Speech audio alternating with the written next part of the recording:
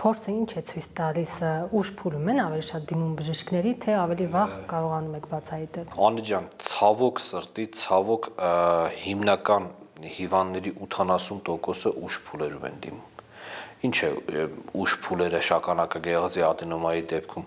երբ որ միզակապություն է առաջանում հիվանդի մոտ, այսինքն հիվանդը չի կարողանում միզի, անընդհատ գնանում է տուալետ, բայց չի կարողանում միզի,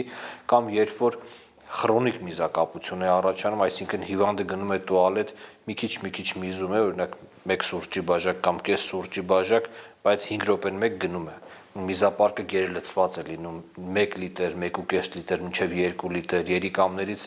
մեզը չի իջնում, հիդրոնեֆրոզ է առաջանում, ազոտն է բարձրանում, այս սրանք ուշ փուլեր են։ Եվ շատ հաճախ ենք տեսնում մենք այսպիսի հիվանդներին, երբ որ ժողովրդի լեզվով ասած մինչև դանակը ոսկորեն չի հասնում, իրանք չեն դիմում բժշկի, այդ փուլերում են դիմում։ Այնինչ իրանք 5 տարի, 10 տարի առաջ պետք է դիմեին շագանակագեղձի ադենոմայի գանգատներով։ Երբ որ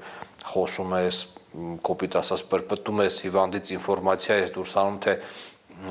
ինչքան ժամանակ կա, որ խնդիր ունեք, մինիմում 5 տարի, 10 տարի իրանք վատ են միզում, դժվար են միզում, գիշերը հաճախ են միզում, բայց արհամարում են, չեն գնում բժշկի, մտածում են, որ տարիքային է, բայց այդպես չի, այդպես կարող է ամբողջովին քայքայես քո առողջությունը։